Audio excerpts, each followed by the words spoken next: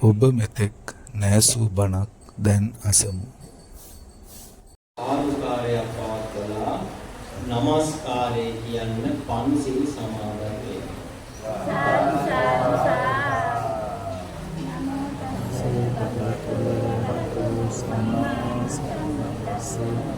නමෝ තස් භගවතු වරහතු සම්මා සම්බුද්දස්ස නමෝ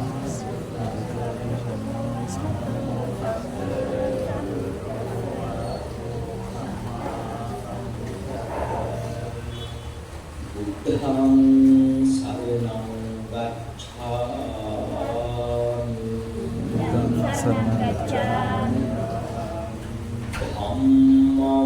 සරණං ගච්ඡාමි ධම්මං සරණං ගච්ඡාමි සංඝං සරණං ගච්ඡාමි තුතියම්පි බුද්ධං සරණං ගච්ඡාමි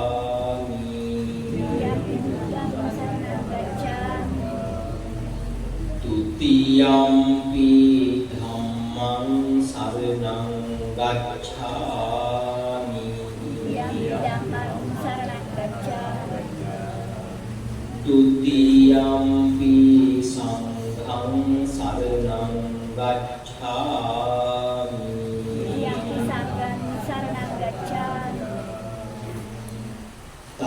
තත්තියම්පි බුද්ධං සරණං ගච්ඡාමි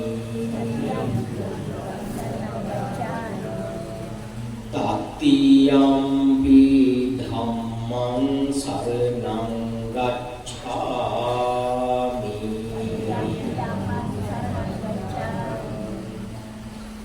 තත්තියම්පි සංඝං සරණං ගච්ඡාමි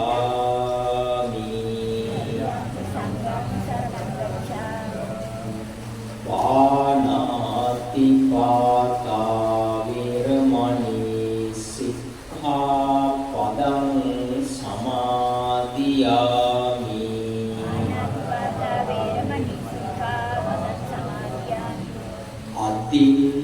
අදින්නාදානා වේරමණී සික්ඛාපදං සමාදියාමි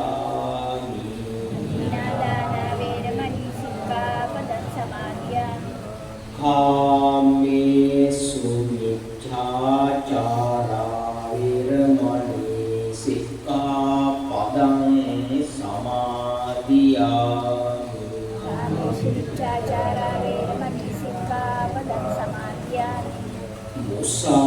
මුසාවාදා වේරමණී සික්ඛාපදං සමාදියාමි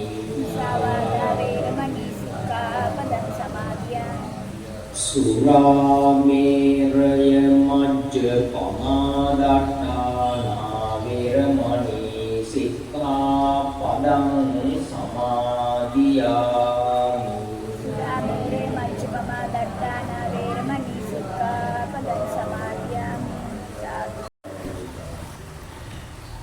නමෝ තස්ස භගවතු අරහතු සම්මා සම්බුද්දස්ස නමෝ තස්ස භගවතු අරහතු සම්මා සම්බුද්දස්ස නමෝ තස්ස භගවතු අරහතු සම්මා සම්බුද්දස්ස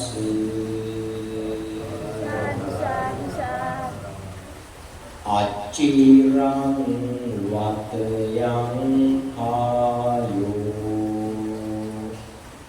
පඨමින් ආදිසෙස්සති චුද්දෝ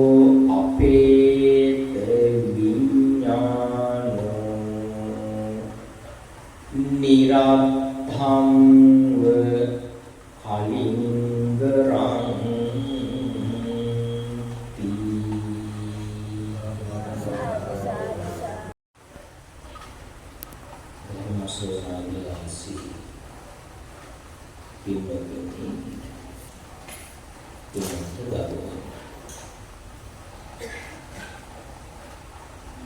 ගුණපාල ජයසිංහ මහත්මයා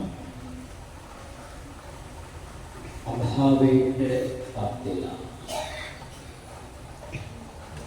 දින 7ක් ගතවන තැනදී ඔබ ආධ්‍යාත්මික සංස්කාරයක්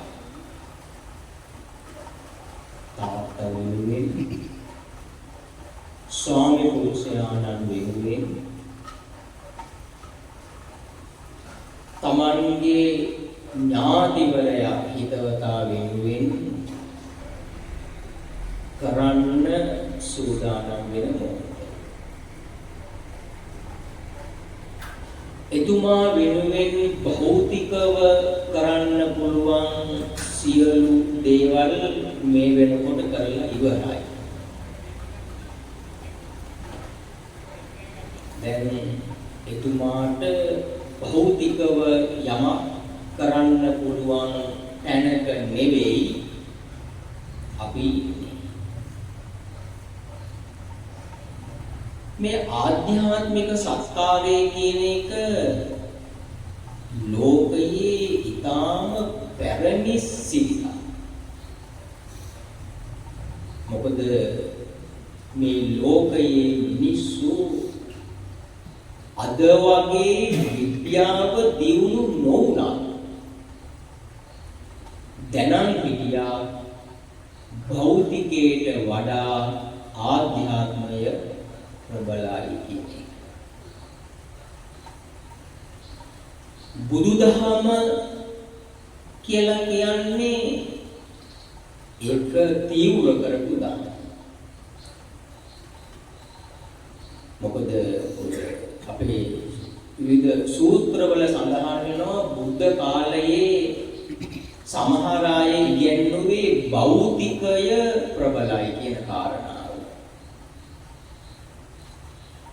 බුදුදහම තර්ක කළා නෑ භෞතිකය නෙවෙයි ප්‍රබල ආධ්‍යාත්මය කියලා. ඒක නිසා තමයි බුදුදහම මුළු සමස්ත විශ්වයම ගොඩවල් පහකට බෙදුවේ. ඕකට තමයි අපි කියන්නේ පංචස්කන්ධය කියලා. පංචස්කන්ධය පුද්ගලයා සහිත ලෝකය පිළිබඳ බුදුදහමේ විග්‍රහය බෙදා දැක්වීම.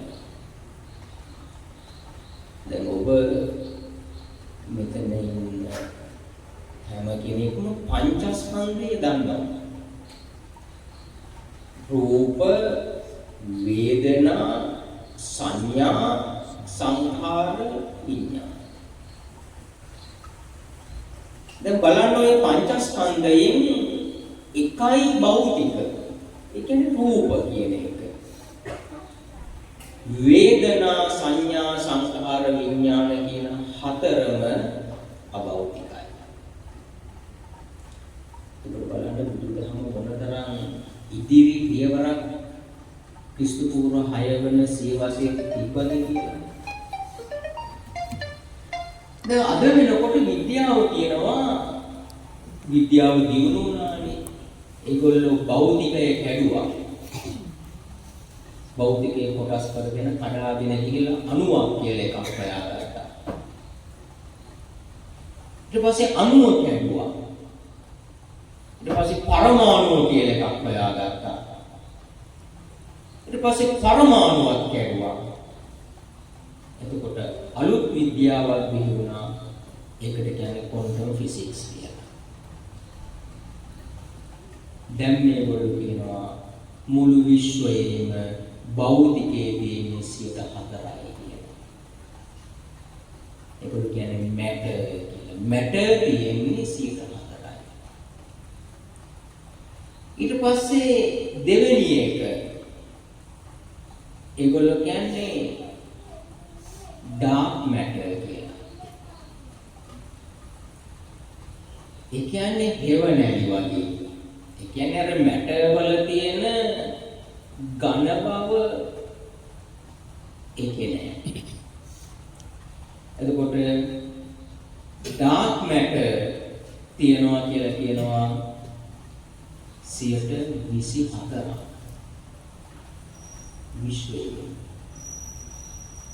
ඊට පස්සේ ඉතිරි 70%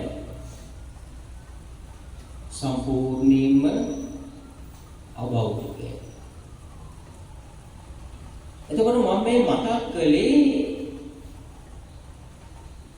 මේ ආධ්‍යාත්මික සත්කාරය කියන එක. එහෙම නැත්නම් භෞතිකයේ සහ අභෞතිකයේ තියෙන අතර පරතරය කියන එක. බුදුහාමුදුරුවන්ගේ දහම තුල වඩා තීව්‍ර කළා. එදා සමාජයේ මේ හඳුනා ගැනීම තිබුණා. දැන් අපේ ජාතක පොත ගත්තහම ජාතක පොතේ තියෙන එක ජාතකයක් මතක භක්ත ජාතකය කියලා.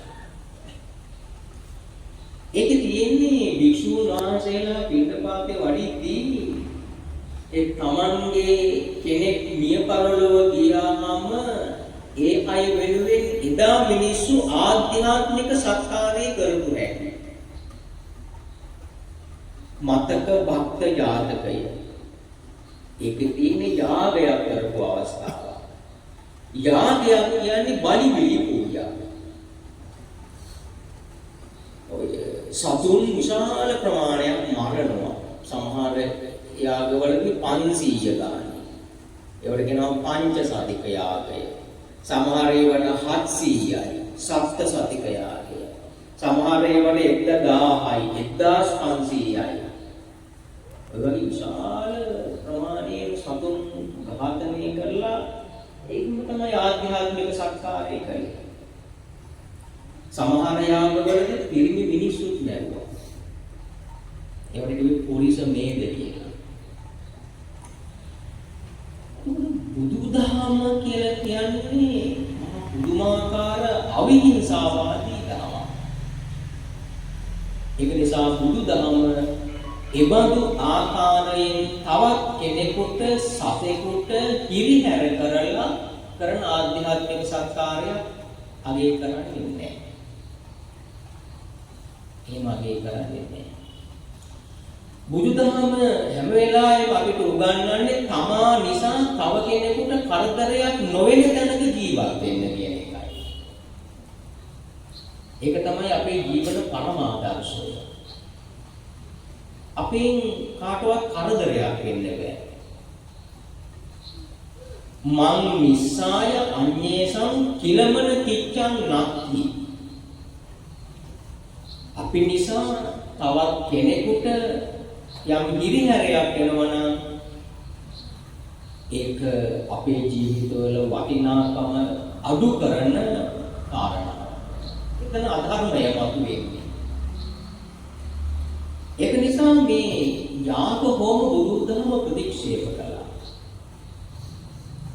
ඒ බලපෑම නිසා තමයි දැන් අපේ රටේ ගත්තත් බෞද්ධ කාලේ ඉස්සර යාග කෙරුව තැන්වල දැන් යාග කෙරෙන්නේ නැහැ. ඉස්සර තිබුණ කෝවිල් වල සතු මරනවා. දැන් අදේම නතර වෙලා. ඒ මරපු තැන් තියෙනවා දැන් මරන්නේ නැහැ. ඒක තමයි බෞද්ධ බලපෑම. ඒක තමයි බුදුහාමුදුරුවන්ගේ ඉගැන්වීම. එතකොට එදා ඒ පවත්වපු යාග දැකලා බුදුහාමුදුරුවෝ අනුදැන වදාලා ඕක නෙවෙයි නියම ආධ්‍යාත්මික සත්කාරය මේ ඔබ කරන්නේ. දැන් මේක තමයි අපේ ආධ්‍යාත්මික සත්කාරය. මෙතනදී අපි වැඩ දෙකක් කරනවා. එකක් තමයි දැන් මේ ධර්ම දේශනාව. දැන් මේක සම්පූර්ණයෙන්ම අපේ බුද්ධිය විකසිත කරන අවස්ථාවක්. ඒ කියන්නේ අපි ජීවිතයේ පිළිබඳව මරණය පිළිබඳව ගැඹුරින් අධ්‍යයනය කරන සාකච්ඡා කරන අවස්ථාවක් බවට මෙතනපත් වෙනවා. ඒකවල මේක බුද්ධියට කතා කරන අවස්ථාවක්. අවිද්‍යාව මගහරින දුරු කරන අවස්ථාවක් මෙතන තියෙන්නේ. අපි ගැඹුරින් විමසා බලනවා මොකක්ද මේ ජීවිතය කියන්නේ? මොකක්ද මේ සසර කියන්නේ? මොකක්ද මරණය කියන්නේ? කියලා. ඊට පස්සේ ඒකත් නිකම්ම කරනව නෙවෙයි, ඒක ගැඹුරු මානසික ඒකාග්‍රතාවයකින් කරන්නේ. ඒකට තමයි භාවනාව කියලා කියන්නේ. දැන් වෙනත් අවස්ථාවල ඔබේ සිතුවිලි හැසිරෙන විදිහ ගැන හිතලා බලන්න. කිසිම වටිනාකමක් නැහැ. වටිනාකමක් නැතුව විතරක් නෑ විතරක් නෙවෙයි, ඒක බොහොම ඍණාත්මකයි. අපි කියනවා රාග දෝෂ මෝහ.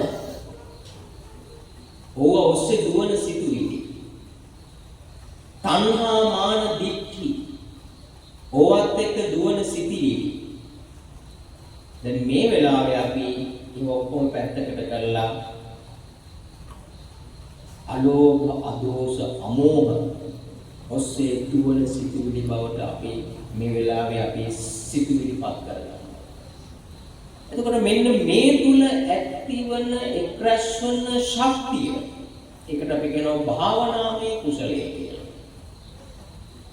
එතකොට අන්නේ භාවනාමය කුසලය අපේ මිය පරලෝකීය ඥාතිවරයාට අපි යොමු කරනවා. එතකොට අන්න ඒක තමයි බුදුහාමුදුරුවන්ගේ ආධ්‍යාත්මික සත්කාරය. මනසින් මනසට අපි ට්‍රාන්ස්ෆර් කරනවා. අපි දැන් ඔය ෆෝන් වලින් යවන්නේ, බ්ලූටූත් වලින් යවනවා නේද? ඩේටා වලින් යවනවා. ඒක ක්‍රම තියෙන යවන්නේ. ඒ වගේ මේ අපේ මනසේ ඉඳලා අපි තව මනසකට, නැත්නම් අපේ විඥානයේ ඉඳලා තව විඥානයකට අපි යවනවා. මේක පේන්නේ නැහැ, හමු වෙන්නේ නැහැ. තරංග, ශක්තිය. ඒකයි ආධ්‍යාත්මිකයි කියලා කියන්නේ. එතකොට හෙට දවසේදී කරන්නේ ඒ වගේම වැඩක්. දැන් හෙට දවසේදී කරන්නේ අපි දානේ පූජා කරනවා. තාත්තට දෙන්න බැරි භෞතික දේවල් අපි වෙන පිරිසකට දෙනවා. ඒ දීම තුලින්, පරිත්‍යාගය තුලින් එතනත් අපි දැන් මේ බණ අහනකොට වගේම අලෝභ, අද්වේෂ, අමෝහ ඒ සිතුවිලි. එතකොට ඒවා තුලින් අත් වෙන ඒ ශක්තිය, මානසික ශක්තිය තමයි අපි තාත්තට යොමු කරනවා. එතකොට මෙන්න මේ ආධ්‍යාත්මික සත්කාරය තමයි මේ වෙලාවේදී කරන්නේ. ඉතින් අද මේ ධර්ම දේශනා වලදී මම කල්පනා කළා මේ ජීවිතය ගැන, ස්වභාවය ගැන මම නම් ආසම ගාථාව තමයි මම මතක් කළේ. මේක වඩා මේ ජීවිතයක් කියන්නේ මොකක්ද කියන එක විග්‍රහ කරන්න පුළුවන් කියලා. ලෝකෙ කොහේ හරි දහමක මේ ජීවිතයේ මේ විදිහට විග්‍රහ කරන තැනක් තියනවද කියලා එහෙම නෑ. මම දකින විදිහට නම් මේක මෙතනට එහා දෙයක් නෑ. ඉතාම ඉහළින්ම ජීවිතය ගැන වටනා කියන්නේ ස්වභාවය ගැන පැහැදිලි කරන තැන මෙතන. මේක ඔබ හොඳට අහලා ඉන්න තාතාවක්. අපි ඉස්කෝලවල ළමයින්ට උගන්වනවා, බුද්ධ학ම දහම් පාසල් උගන්වනවා, අපි බණවලදී අහනවා. අපි හොඳට දන්න ගාථාවක්. අචිරං වතයන් කායෝ පඨවින් අධිසෙස්සති.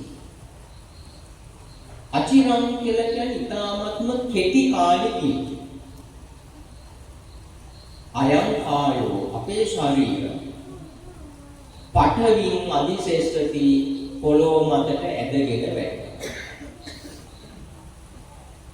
කියන්නේ මේවා කෙලින් කරලා තියන්නේ පුළුවන් බොහොම ටික කාලයයි කියලා කියන්නේ. ටික කාලයයි. නේ මේක වැඩි කාලයක් කෙලින් කරලා තියන්න බෑ. දැන් මේ නේද? ගුණපාල මහත්මයා කොටින් අවුරුදු 70 අපිට හිතෙන්න පුළුවන් ඕක මහ ලොකු කාලයක් කියලා. නෑ. අනෙක් ජීවීන් එක්කලා විශේෂයෙන් ඔය අපට ඇහැට නොපෙනෙන ජීවීන්, අපි කියන්නේ පෙරේතයෝ, කුම්භාණ්ඩයෝ, යක්ෂයෝ කියලා ගත්තොත් ඒගොල්ලන්ගේ ආයුෂ පටන් ගන්නෙම අවුරුදු 100. අවම 100.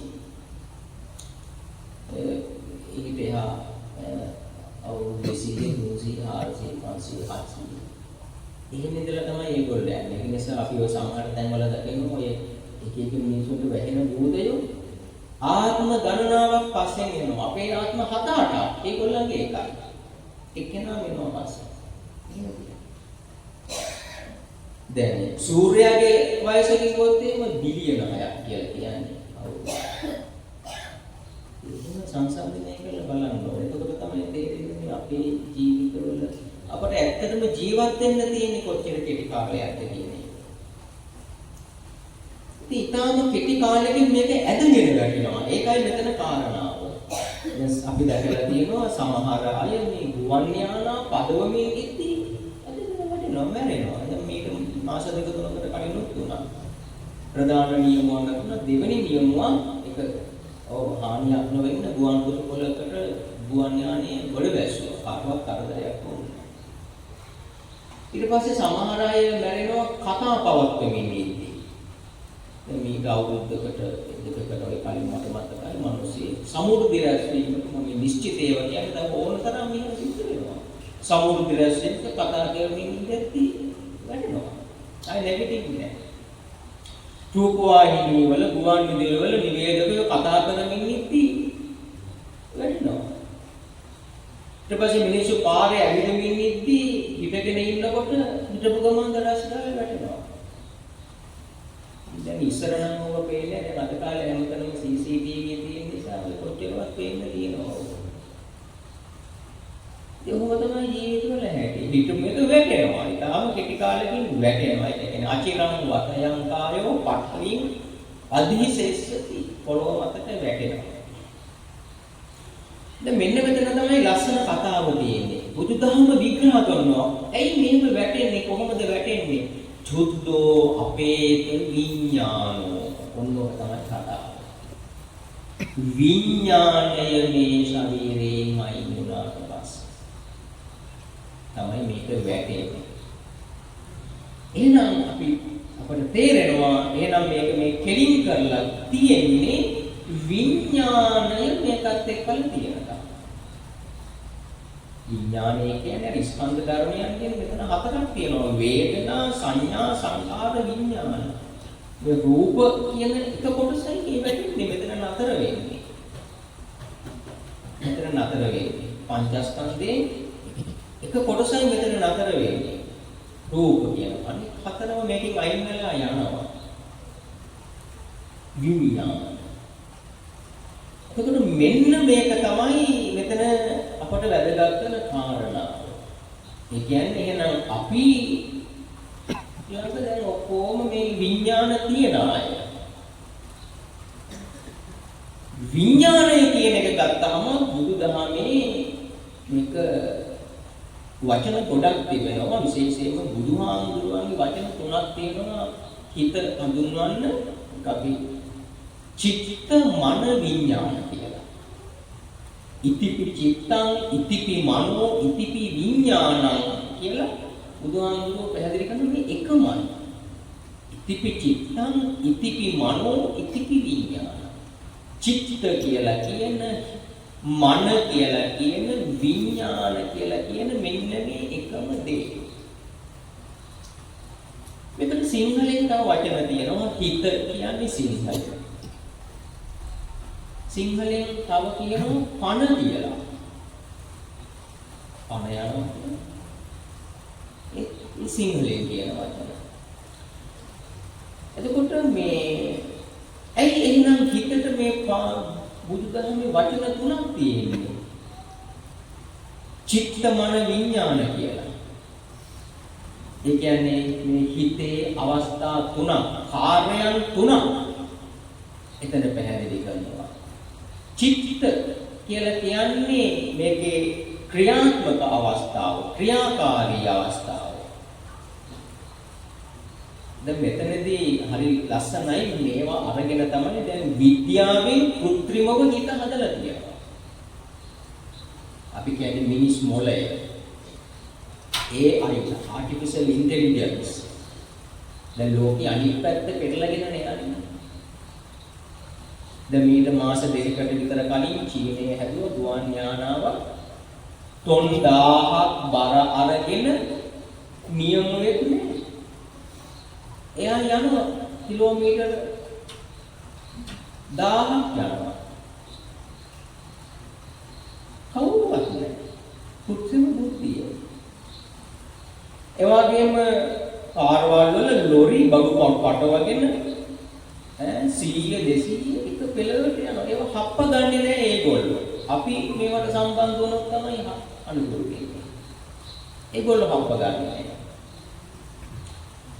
ඉතින් දැනට අපි දන්නේ නැති වුණාට අපි ගොඩාක් AI ගේ තාක්ෂණය අපි දැන්ටත් පාවිච්චි කරනවා. දැන් ඔය ප්‍රවාහන ශාස්ත්‍රයේ apps වල Google, YouTube, Facebook ඔයගේ අපිට උදව් කරනවා AI ලා. ඒ වගේම දැන් ඉන්නවා අපිට අපි පාළු කපන්නේ AI ලා ඉන්නවා. කම්මැලිකමට කතා කර කර ඉන්න පුළුවන්. අපි දන්නේ දේවල් අහගන්නේ AI ලා ඉන්නවා. දැන් මේ සති දෙකකට විතර කලින් හොඳ වැඩක් වුණා. චීනයේ AI කෙනෙක් සාප්පුවක වැඩ කරපු කට්ටියක් අඬ ගහගෙන ගෙදර ගියා යන්න. උද්ඝෝෂණයක් කළා. ටිකට් එකක් කළා. ඉතින් දැන් AI ලත් එක්ක වැඩ කරන එක හරි පහසුයි කියලා කියනවා, ලාභයි කියලා කියනවා. මොකද AI මහන්සි වෙන්නේ. කියන්නේ AIට මහන්සි නැහැ. අපිටනේ මහන්සි. මහන්සි AI කැම ඉන්නන්නේ නැහැ. බඩගිනි නැහැ. එයාට වතුර ඕනේ නැහැ. ඊට පස්සේ එයාට එළියට පහළියට යන්න ඕන කියන්නේ නැහැ. මෙච්චර කාලයක් නම් කිව්වේ ඒ අය වැඩ වර්ජන, ගර්ජන, තරජන නැහැ කියලා ඒකට වැරදුනා. ඒක පටන් ගත්ත ඒගොල්ලෝ වර්ජනය කරන්නේ. ඉතින් මම කිව්වේ මිනිහා හදපු කෘත්‍රිම බුද්ධිය ගැන. දැන් අපි දකිනවා අවුකන බුදුහාමුදුරුවෝ පාරේ වඩම්මනවා. දැකලා සීගිරි අක්ෂරාව වෙල්ලි පෙරලි ඇවිද්දවනවා. මොනාලිසා කොලේ යවනවා. පුදුමලෝ.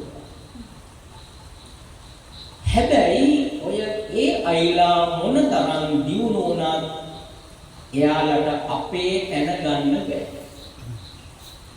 මොකද ඔය විඥාන අර චුද්ධෝ අපේට විඥානෝ කිව්වේ ඔය විඥානය ඒ අයලට නෑ. විඥානය නෑ. හැබැයි ඔය අපේ විඥානයේ පුංචි කැලක් ඒගොල්ලන්ට දීලා තියෙනවා. දැන් ඔය චිත්ත කියන අවස්ථාව තමයි දැන් ඔය කම්පියුටර්ස් වල ඔය ස්මාර්ට්ෆෝන් වල තියෙන්නේ ප්‍රොසෙසර් එක කියලා අපි පාවිච්චි කරන්නේ. ඒ චිත්ත කියන අවස්ථාවේ අපි හදාගත්තු කැල. ඊට පස්සේ මන කියන කැලල තමයි ROM එක. විඥාන කියන කැලල එන අපේ සම්පූර්ණ විඥාන නෙවෙයි ඒක චූටි කැලලක් තමයි RAM එක. අපි දැන් ඔය කම්පියුටර් එකක් නෙවෙයි ෆෝන් එකක් ගන්න ගියත් ඕවනේ RAM එක කීයද ROM එක කීයද ජෙනරේෂන් එක මොකක්ද? ඔක තමයි කියන්නේ මේක ගන්න. එතකොට මේ නම ඔය විඥාන කියන එක ඔය කෘත්‍රිම බුද්ධිය තුල ඒක නෑ. චිත්ත මන කියන අවස්ථා දෙක හරියටම හදාගෙන අපිටම නෙවෙයි ටික ටික හදාගෙන යනවා ඒගොල්ලෝ. ඉතින් නමුත් අපේ විඥාන කියන අවස්ථාව ඒගොල්ලන්ට කිසිසේත්ම ගන්න පුළුවන් කමක් නැහැ. ඒක තමයි ඔය නූතන තාක්ෂණයේ ගිහිල්ලා ඉර වෙන තැන. ඉර වෙන තැන. ඒ කියන්නේ ඒ අයලා මොන තරම් දියුණු කළා කවදාවත් ඒ අය කෙනෙකුට පළවෙනි ධ්‍යානය උපදවා ගන්න බැහැ. ඒ වුණාට ඒ අයට බණ කියන්න පුළුවන්. දැන් මගේ කටහඬ ටිකක් දීලා ත්‍රිපිටකයේ යාගේ රෝම් එකට දීලා ඒ අය කෙනෙක් මෙතන ගෙනහල්ලා වාඩි කළොත් හෙට උදේ වෙනකන් නෙවෙයි සතියක් යා බණ කියයි මම කියනවා වගේ. දැන් මිය පරලොව ගිය ගායක ගායිකාවෝ දාලා දැන් ওই බණ කියන්නේ ඒ අයලා පිළිත් බණ නෙවෙයි සින්දු කියවන්නේ මේ ඒගොල්ලන්ගේ කටහඬ දීලා. නමුත් ඒ අයලාට එහෙම බණ කියුවට ඒ අයට කවදාවත් පළවෙනි ධ්‍යානය උපදවා ගන්න බැහැ. ඒ අයට කවදාවත් සෝතාපට්ටි ඵලයටපත් වෙන්න බෑ. ඔන්න ඔතනට තවම අපි ගියේ නෑ. ඔතනට ගියාට පස්සේ මුළු ලෝකෙම පටන් ගන්නවා භාවනා කරන්න. ලෝකේ නවීන විද්‍යාව හිර වෙන තැන ඔතන. ඉතින් මෙන්න මෙතනදී මේ විඥාණය කියන කාරණාව දැන් මේක ගැනයි අද අපි කතා කරන්නේ. චුද්ධෝ අපේත විඥානෝ. අපි ළඟ තියෙනවා මෙන්න මේ විඥාන කියලා එකක්. දැන් මෙතනදී නූතන විද්‍යාවයි බුදුදහමයි මේ විඥාණය හිත මොල් කියන එක මේක විග්‍රහ කරන විදිය දෙවිදියක්. දැන් නූතන විද්‍යාව හිත කියලා කියන්නේ මොළයේ ක්‍රියාකාරීත්වයට. ඒගොල්ලෝ කියන්නේ එහෙමයි. මොළයේ ක්‍රියාකාරීත්වය සිතයි කියලා. හැබැයි බුදුදහම මේක පිළිගන්නේ නැහැ. බුදුදහම මේක පිළිගන්නේ නැහැ. බුදුදහම කියලා කියන්නේ මොළය කියලා කියන්නේ විඥානයේ ක්‍රියාකාරීත්වයට උදව් කරන ආධ්‍යාත්මික කොටසක් විතරයි. ඒක නිසා බුදුදහම මොළයට ලොකු තැනක් දෙන්නෙම නැහැ. ඔය මත්තකේ මත්තලුංගම් කියලා දෙතිස් කුණක කොටස් අතර එකක් මේ භෞතිකයේ එකක් විතරයි. ඒ කියන්නේ අපේ හිතේ චිත්තමන විඥාන කියනකොට මේකේ ප්‍රොසෙසරේ සහ මන කියන අවස්ථාව. ඒ කියන්නේ ක්‍රියාකාරීත්වය සහ ඩේටා ගබඩා කරලා තියන කියන අවස්ථාවට උදව් කරන භෞතික කොටසක් තමයි මොලේ කියලා අපි කියන්නේ. නමුත් මේකේ අභෞතික තව කොටසක් අර විඥානයත් එක්කලා රැඳිලා තියෙනවා. අපි එකට සාමාන්‍යයෙන් කියන්නේ යටි හිත කියලා ඒක මොලේට සම්බන්ධ වෙන්නේ නැහැ. ඒක නිසා ඔය ඒ අයලා හදන නවීන විද්‍යාව විග්‍රහ කරන්නේ මොළයේ ක්‍රියාකාරීත්වය සිතයි කියලා කියන්නේ. එතකොට බුදුදහම මෙතන ඒක පාරගන්නේ නැහැ. එතකොට බුදුදහම කියලා කියන්නේ මොළේ ඇති වෙන්නේ හිත නිසා කියලා කියනවා. හිත නැත්තම් මොළේ නැහැ. නවීන විද්‍යාව කියන්නේ මොළේ නැත්තම් හිත නැහැ කියලා. ඒක නිසා තමයි බුදුදහම කියලා කියන්නේ සම්පූර්ණයෙන්ම මේ හිතේ කතන්දරය. ඒ කියන්නේ බුදුදහම කතා කරන්නේ හිත නතර කරනවා. මේ විඥානය නතර කරන තැනට. එහෙනම් සසර කියලා කියන්නේ මේ හිත පවතින තැන. අපි ඉන්නේ සසර. අපි විඥානේ පැවැත්ම තියෙනවා. එහෙනම් බුදුදහම කතා කරන්නේ ඔය හිත නතර කරන තැන. එතන තමයි අපි කියන්නේ විඥානය කියලා. එතකොට විඥානය එක ශරීරයක් අතහැරලා තව තැනකට යනකොට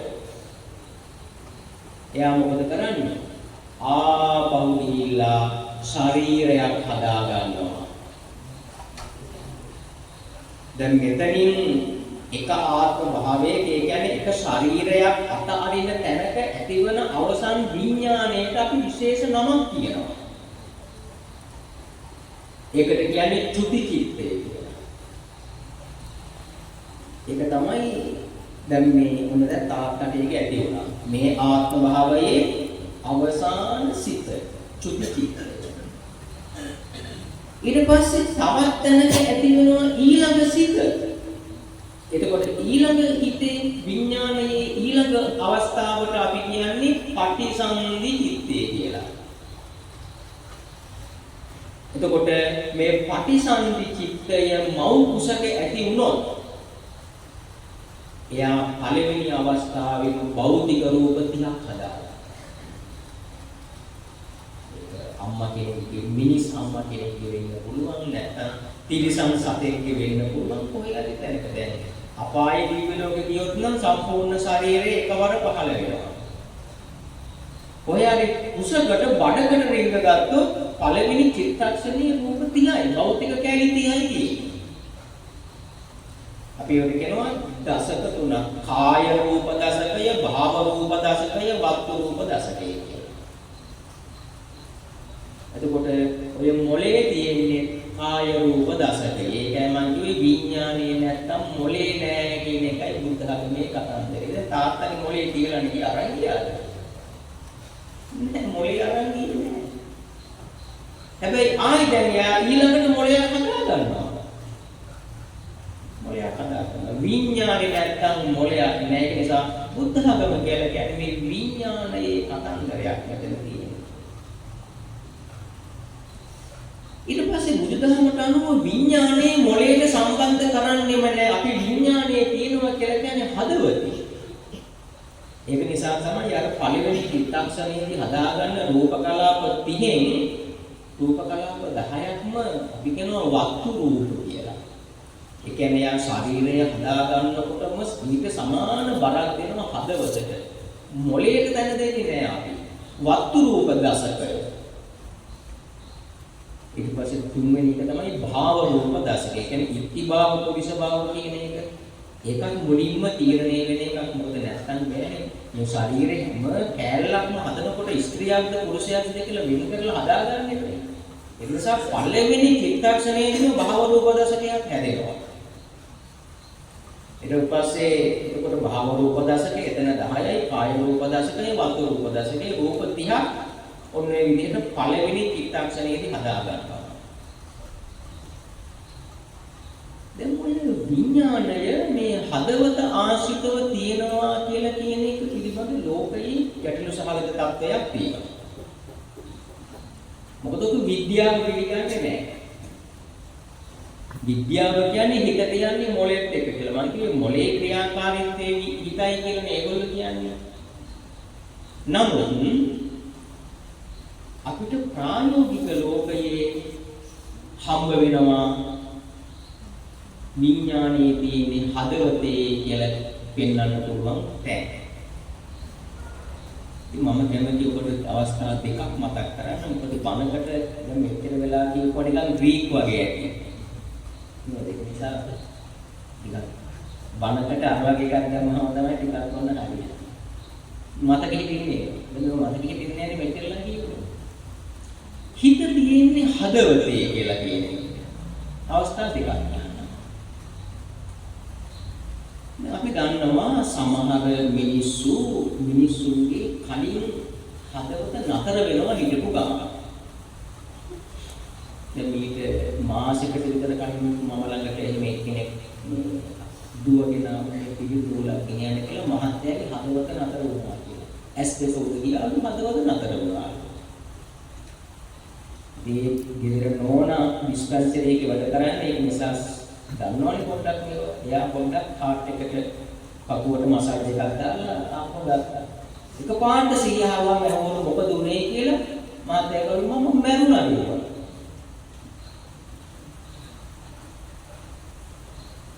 තව එකක් මේක මේ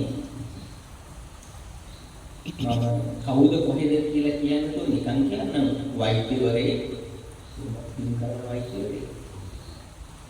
එයාගේ හදවත නතර වෙලා ස්පීස්තාවේ මේක. එයා පස්සේ කාලෙක මේ ආපහු හදවත වැඩ කරන්න හොඳ වුණාට පස්සේ එයා තමගේ අත්දැකීම කියනවා හදවත නතර වෙච්ච කාලේ මොනවද Tamanට උනේ කියන එක. මේ වගේ වාර්තා ලෝකේ ගොඩක් තියෙනවා. එයා කියනවා හදවත නතර වුණාට පස්සේ එයා උඩට ගියා.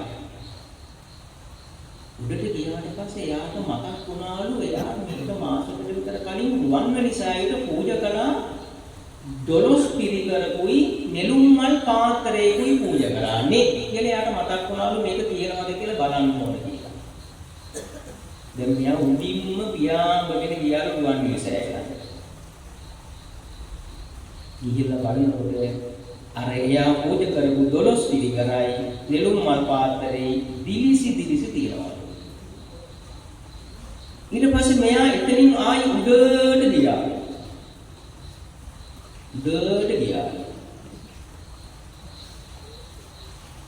ඒ ගියාට පස්සේ එයා ගිය තැන කොහොම රත්තරන්. මේ දූ කියන්නේ මේක මගේ කතන්දරයක් නෙවෙයි. ඔක්කොම රත්තරන්. යනවා. ඊට ටික වෙලාවකට පස්සේ එයා කවුදෝ කියනවා ඇහුණලු.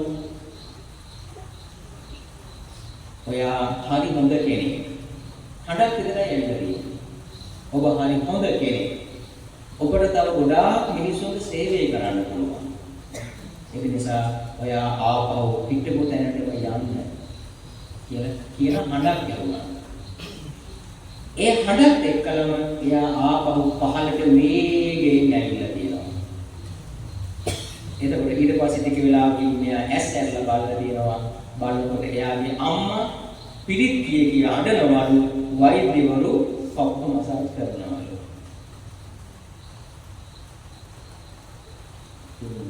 මේ කතන්දරේ මේ දොස්තර මහත්තයා ඒවා ඇත්තටම හැමෝම එක්කලා කවුරුත් කියන්නේ නැහැ. මොකද ඕවා කිව්වොත් හිතන්නේ පිස්සු කියලා. ඒක නිසා එයා තව ඒ වගේම නර්ස් කෙනෙක් කියනවා. ඒ නර්ස් ලිසස් එකේ දැන් එයා විශ්‍රාම ගියා. එයාත් එක්ක ඔය කතාව තමයිගේ අත්දැකීම කියලා තියෙනවා. ඔයා සිතින් මම වගේ පිටකරන කෙනෙක් නේ. ඒකයි මම ඔයාට කියන්නේ ඒව නැත්තම් ගෙදර නෝනටවත් මම කිව්වේ නෑ කියලා තියෙනවා. කිව්වනම් මොකද ඒගොල්ලෝ සමහරලාට කොහේලාරි මානසික රෝගවලට ඒ තරම් යන බැරි කම නැහැ. ඔන්න කතාන්දරේ. දැන් මට කියන්න ඕනකම තිබුණේ මෙයා අර ඉහළට ගිහින් හදවත නතර වුණාට පස්සේ. අන්න එතනයි පොයින්ට් එක. හදවත නතර වුණාට පස්සේ එයා ඉහළට ගිහින්. තව එකක් අපේ හොරපෙම කතාන්දරයක් නෝ හොරපෙම. මේ වයසක තාත්තා කෙනෙක්. එයා ඉලෙක් මේ වගේම හදවත නතර වෙලා එයා පැයකට අධික කාලයක් හදවත නතර වෙලා ඉඳලා තියෙනවා. එයා ගිහින් තියෙන්නේ ඔගේ අනිත් පැත්ත අපායට. අපායට ගියාට පස්සේ අපායේ අර ඒ සේවකයෝ අපි කියන්නේ යමපාලක මෙයාට ඔක්කොම තැන ඇවිද්දව පෙන්නුවලු. ඇවිද්ද පෙන්නුවලු. ඔය අර ඔක්කොම තියනවලු. ලෝදිය තියනවලු, කටුඹුල තියනවලු, දඬුවම් දෙනවලු, කපනවලු, කොටනවලු ඔක්කොම තියනවලු. ඒවත් ලෝ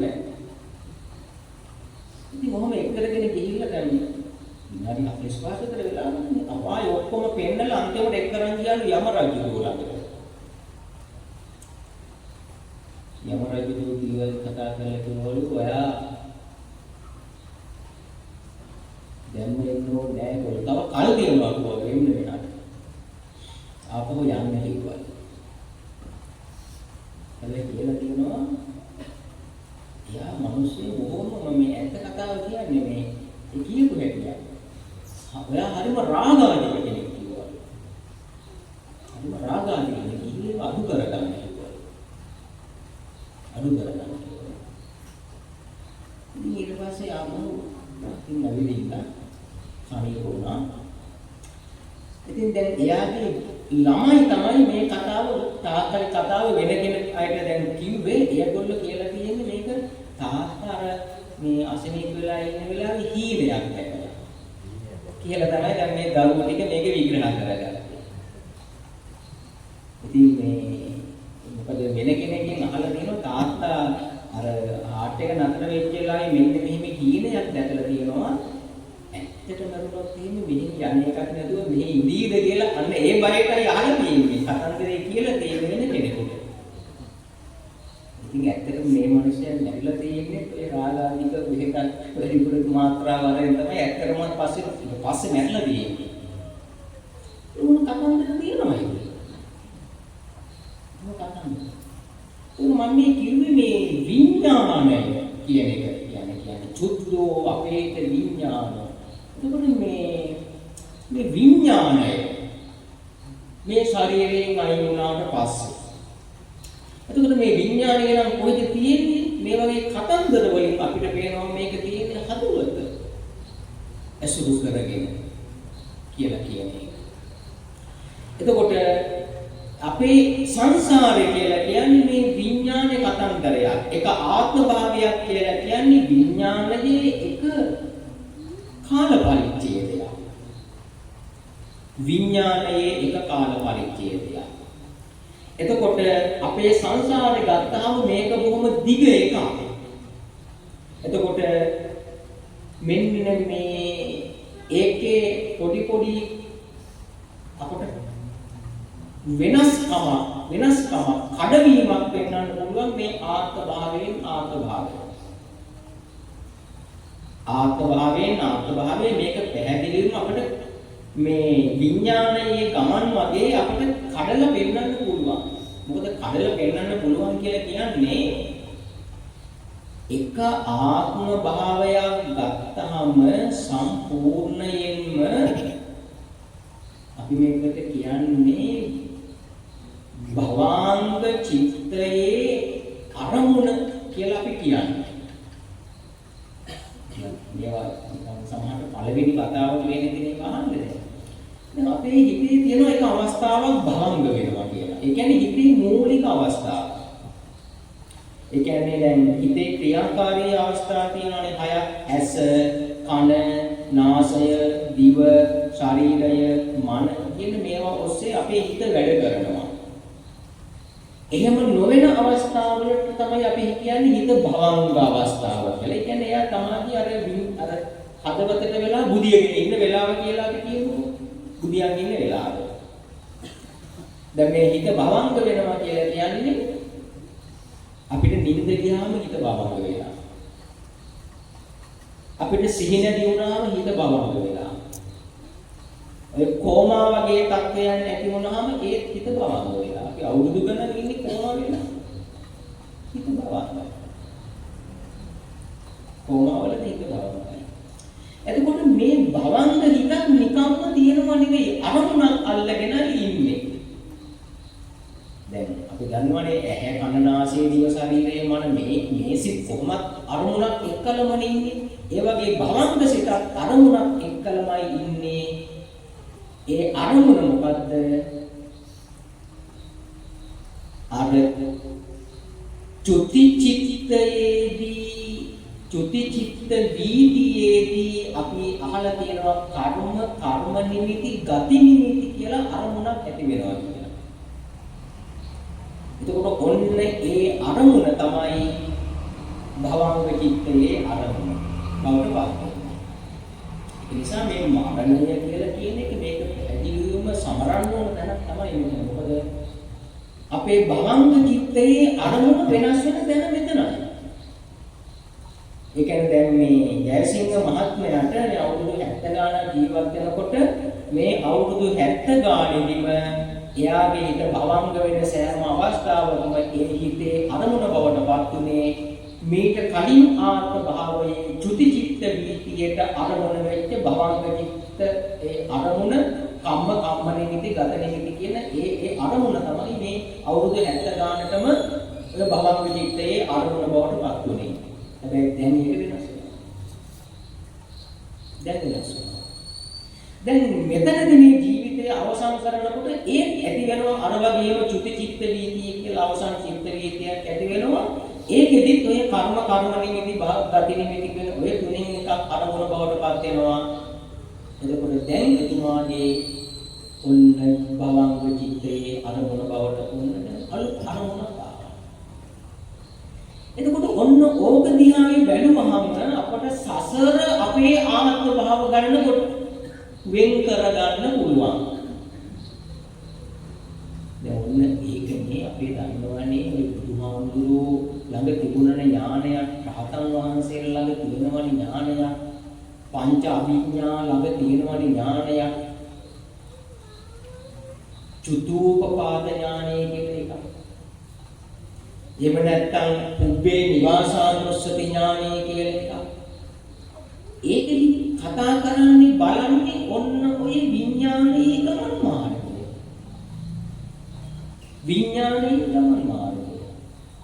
එතකොට විඥානය කියලා කියන්නේ හැම වෙලාවකම ඇති වෙනව නැති වෙනව කතන්දරයක් තමයි තියෙන්නේ. අපේ හිතනේ දැන් මේ බල්බ් එක මෙතන පත්තු වෙලා තියෙනවා කියුණාට මේ කොහොම පත්තු වෙලා නෙවෙයි තියෙන්නේ. නිමරම පත්තු වෙනවා. නමුත් මේ වේගය වැඩි නිසා අපිට පේනවා පත්තු වෙලාම තියෙනවා වගේ. දැන් මෙතන පහන් දැල්ලක් තියෙනවා අපිට මේ එක දැල්ලක් තියෙනවා කියුණාට ඔතන එක දැල්ලක් නෑ දැල්ල හැම වෙලාවෙම අලුත් වෙනවා. ඔය තියෙන තෙල් අණුව, තිරය අණුව, වාතාශ්‍රය අණුව හැම වෙලාවෙම අලුත් වෙනවා. එතකොට ඔන්න ඔහොම හිතක් විඥානයක් තමයි අපිට තියෙන්නේ. ඇති වෙනවද තියෙනවා, නිමිනවපත් වෙනවා. එහෙම විඥානයක් එක්කලා අපි මේ ඔක්කොම කරගෙන යන්නේ. බලන්න කොහෙද ඉන්නේ කියලා එතකොට. ඉතින් ඔහොම හිතක් එක්කලා නම් අපි මේ වැඩ කරන්නේ. ඔහොම හිතක් නම් මොමේ තියෙන්නේ.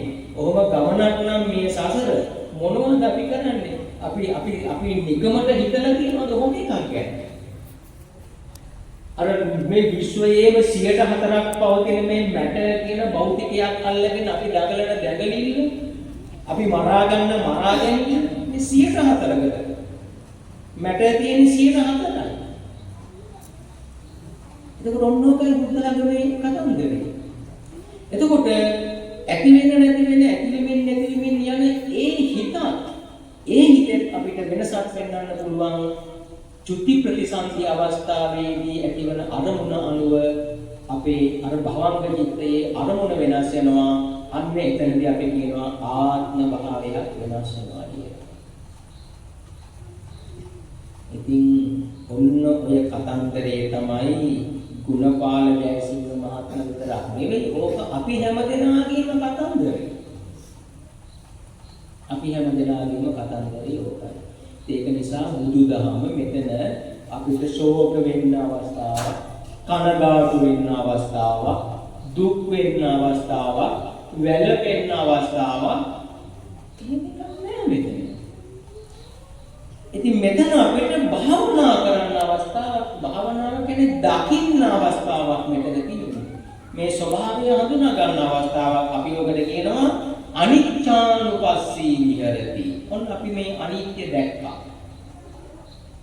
අනිත්‍ය කියන්නේ වෙනස් වීම නේ. මෙතුමාගේ දැන් මේ ඔන්න පවත්වාගෙන ආපු ජීවිතේ මෙච්චර කාලෙකට වෙනස් වුණා තමයි. නමුත් අපි දැක්ක දැන් ප්‍රබල වෙනසක් දැක්ක එකපාරට. නැත්නම් මේ 71ක් තිස්සෙත් මේක එක මේ විදිහට තිබුණා නෙවෙයි වෙනස් වුණා. ඒ වෙනස් වීමට වඩා අපිට මේක පේන්නේ එකපාරට දැනෙන්න වෙනසක් මෙතන සිද්ධ වුණා. අනිත්‍ය වෙනසක් වුණා.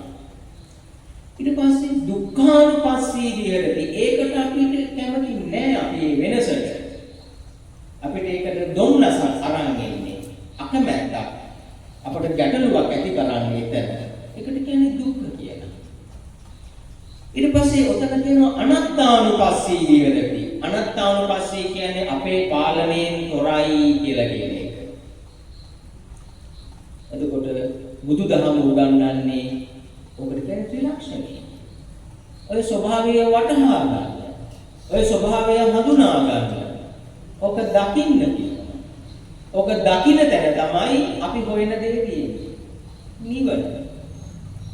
හැබැයි ඉතින් ගැටලුව තියෙන්නේ ඉතින් ඔක දකින්නේ තියෙන අමාරුව. දකින්න තියෙන අමාරුව. දැන් මේ හිතේ හිත එක තැනක තියන් ඉන්න තියෙන අමාරුව.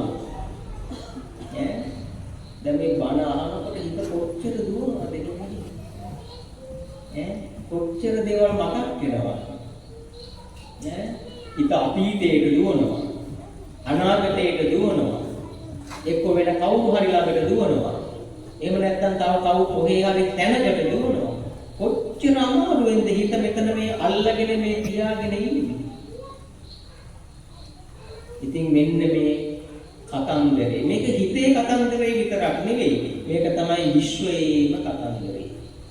අනිත්‍යයි, දුක්ඛයි, අනාත්මයි කියන එක. එතකොට භෞතික අභෞතික ඔක්කොගේම කතන්දරේ අනිත්‍යයි, දුක්ඛයි, අනාත්මයි කියන එක. මේ සියල්ල වෙනස් වෙනවා කියලා කියන එක. ද්‍රව්‍ය අද්‍රව්‍ය බවට පත් වෙනවා. භෞතිකය අභෞතිකය බවට පත් වෙනවා. දැන් අපි කියනවා මේ විද්‍යාවේදී කියනවා හැම සූර්යයෙක්ම නෙමෙයි. සමහර සූර්යය මොකද කරන්නේ? තමන් එක්කලා තියෙන සෞරග්‍රහ මණ්ඩලයේම එක අවස්ථාවකදී ගිල ගන්නවා. මේවා මේකට සුපර්නෝවා අවස්ථාවක් කියනවා. ඒ කියන්නේ අර භෞතිකය අභෞතිකය වෙනවා. මෙච්චර කාලයක් තිබුණු මැට අතුරුදන් වෙලා එක ශක්තියක් බවට පත් වෙනවා. ඒ විතරක් නෙවෙයි. ඒ විදිහට සෞරග්‍රහ මණ්ඩල විශාල සංඛ්‍යාවක් එකතු වෙලා හිටපු ගමන් කළු කුහරයක් හැදෙනවා. මේ විශ්වයේ පුදුම කතන්දරද මේක. ඉතින් බුදුහාමුදුරුවෝ කළු කුහර ගැනත් කියලා වෙනවා. බුද්ධ ධර්ම කියන්නේ මේක කියලා කොහෙන්වත් වෙන අහන්න දකින්න හම්බ වෙන්නේ නැහැ. ඔය මේව ලෝකයේ ගැන හොයන්න ඕන නම් බුද්ධ ආගමම තමයි හාරන්න තියෙන්නේ. ඔය නූතන විද්‍යාවේ ඒ ඇවිල්ලා හදන්නේ බුද්ධ ආගමේ අපේ අභිධර්ම පිටකේ හාරලා තමයි. අපි අභිධර්මයේ මේ හිත ගැන විග්‍රහ කරන්නේ ලොකුවටම ලස්සනට. ඒව පාවිච්චි කරලා තමයි ඔය හදන්නේ. ඉතින් කළු කුහර ගැන බුදුහාමුදුරුවන්ගේ විග්‍රහයක් තියෙනවා. අත්ති වික්කවේ ලෝකාන්තරිකා අගා. බුදුහාමුදුරන්ගේ වචනේ ලෝකාන්තරික අගා ආගාර කියලා බුදුහාමුදුරුවෝ මතක් කළේ අන්ධකාර පිනිසා. අනුම අඳුරුයි. කෑලි කපන්න පුළුවන් අඳුරක් මේකේ තියෙනවා. ඒ විදිහට හැබැයි මේ බුදුහාමුදුරුවෝ මේ කළු කුහර ගැන කියන්නේ අපිට මේ කළු කුහර උගන්වන්න නෙවෙයි අවිද්‍යාව ගැන උගන්වන්න. බුදුහාමුදුරුවෝ පැහැදිලි කළා ඔය අවිද්‍යාව කියන එක කළු කුහරයේ අඳුරටත් වඩා දරුණුයි භයානකයි කියලා. ඒක නිසා බුදුහාමුදුරුවෝ අපිට මේ සියල්ල පැහැදිලි කරලා දෙන්නේ ධර්මානුකූල කාරණාවක් පෙරදරි කරගෙන භෞතිකයෙන් අභෞතිකයට යන්න උගන්වන්න. එහෙම නැත්නම් මේ විඥානයේ නිරෝධ කරන තැනට යන්න උගන්වන්න කියන කතන්දරේ නෑ. ඒක නිසා එහෙනම් අද දවසේදී ඔබ දීර්ඝ කාලයක් ඇසුරු කරපු ඔබේ ජීවිත ඔය ආකාරයට පවත්වාගෙන යන්න උදව් උපකාර කරමු. අපත් එක්කලා සහ සම්බන්ධතා පවත්වපු ගුණපාල ජයසිංහ මහත්මයාගේ ජීවිතේ සම්බන්ධයෙන් අන්න ඒ පාඩම අපිට මෙතනදී ඉගෙන ගන්න වෙලාව. ඒ පාඩම ඉගෙන ගන්න වෙලාව. බුදුහාමුදුරුවෝ අපට දේශනා කළේ ඉබඳු අවස්ථාවකට සම්බන්ධ වුණාම මොකක්ද කල්පනා කරන්නේ? අයම්පිකෝ කායෝ ඒවං ධම්මෝ මගේ ශරීරයත් මෙබඳු ස්වභාවයකයි පවතින්නේ. ඒවං භාවි මම ඔය ස්වභාවයටමපත් වෙනවා. ඒතං අනතීතෝති මම මේ ස්වභාවය ඉක්මවපු කෙනෙක් නෙවෙයි. ඔය ස්වභාවය ජයගත්ත කෙනෙක් නෙවෙයි. සසර ජයගත්ත කෙනෙක් නෙවෙයි. හිත නැති කරපු නතර කරපු කෙනෙක් නෙවෙයි. එහෙමනම් ඉපදෙනවා මැරෙනවා ඉපදෙනවා මැරෙනවා ඉපදෙනවා මැරෙනවා කියන එක අපිට 아무තු දෙයක් නෙවෙයි. දැන් මෙතුමා ඉපදුණා මැරුණා දැන් ආයි උපදිනවා. අපි දැන් ඉපදලා ඉන්නවා අපි මැරෙනවා. ඉතින් ඔන්න ඔය කතාව තේරුම් අරගෙන නොමැරෙන තැනකට යන්න බුදුහාමුදුරුවෝ අපිට පාර පෙන්නන්නේ. ඒ නොමැරෙන තැනට අපි යන්න නම් අපි යන්න ඕන නැවත නූපදින තැනකට. ඒ නූපදින තැන තමයි මේ හිත නතර කරන තැන. අන්න ඒකට තමයි කියන්නේ දුක්ඛ නිරෝධ කියලා. දුක්ඛ නිරෝධය කියලා කියන්නේ ඒක. එතකොට බුදුහාමුදුරුවෝ අපිට බණ කිව්වේ දුක්ඛ නිරෝධ ගාමිනී පටිපදා ඒ හිත නතර කරන තැනට යන මාර්ගයයි. එහෙමනම් දැන් ඔබ අද දවසේදී මේ අවස්ථාවට යුතුයකම විදියට සම්බන්ධ වෙනවා වගේම සසර ස්වභාවයේ තේරුම් ගන්න ඕන ජීවිතයේ ස්වභාවයේ තේරුම් ගන්න ඕන. අපි මෙතෙක් වෙලා මේ ධර්ම දේශනාව තුළ ඒ කාර්යය සිද්ධ කළේ ඒ තුළින් අප තුළ අත්වන මානසික ශක්තියට අපි කියනවා පින කියලා. දැන් අපි ඒ පින් අනුමෝදන් කරනවා.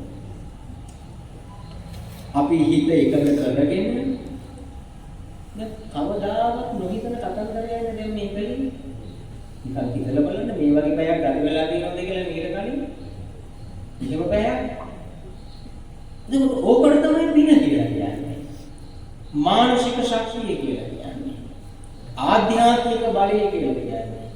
ස්පිරිචුවල් පවර් කියලා කියන්නේ. ඒකට අපි මේ ශක්තිය යොමු කරමු. මීට 7 දින 7කට කලින් අපි අතරින් වෙන්වන්නට යෙදුන ආදරබර ස්වාමි පුරුෂයාණන්ට, ආදරබර පියාණන්ට, ආදරබර ඥාතිවරයාට, ආදරබර හිතවතාට, ජේ.ඒ. ගුණපාල ජයසිංහ මහත්මයාට. එතුමාගේ සංසාරගත ජීවිතය යහපත් වේවා. සංසාරගත දෝෂයකින් දුකකින් නොවන අත මිදේවා. අපේ පින්කම් වල කාරණා සබලක නම් ඒ සබ තවතවත් වැඩි දියුණු භාවයට පත් කර ගනිත්වා. ඒකත් අපේ පින්කමේ අරමුණ. චිරාත් කාලයකින් වැඩි වේවා. එතුමා ප්‍රාර්ථනා කරන බෝධියකින් උතුම් වූ නිවනින් සැනසෙන්න. මේ හිත නතර කරගන්න. මේ සසරින් ඈතර වෙන්න.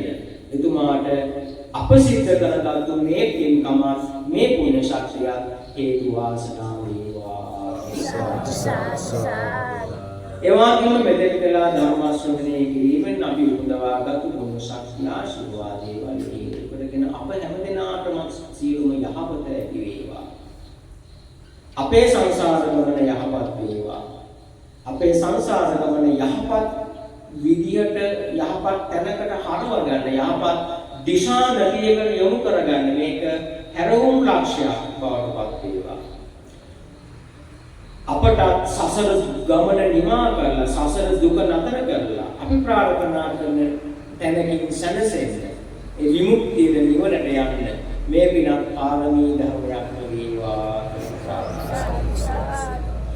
ආකාසට්ඨා ච බුම්මට්ඨා දේවා නාග මහිත්‍තිකා පුඤ්ඤන්තං අනුමෝදිत्वा චිරං රක්ඛන්තු ලෝක ශාසනං. ආකාසට්ඨා ච බුම්මට්ඨා දේවා නාග මහිත්‍තිකා පුඤ්ඤන්තං අනුමෝදිत्वा චිරං රක්ඛන්තු ලෝක ශාසනං. ආකාසට්ඨා ච බුම්මට්ඨා දේවා නාග මහිත්‍තිකා පුඤ්ඤන්තං අනුමෝදිत्वा චිරං රක්ඛන්තු ලෝක ශාසනං. හැමදෙනාටම ධර්මාවබෝධයෙන් ලැබේවා.